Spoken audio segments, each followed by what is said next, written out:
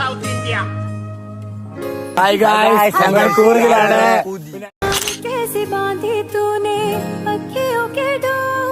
But I have one condition. ഗേൾഫ്രണ്ട്സും ബോയ്ഫ്രണ്ട്സും ഒരുമിച്ചിരിക്കലൊന്നും നടക്കില്ല.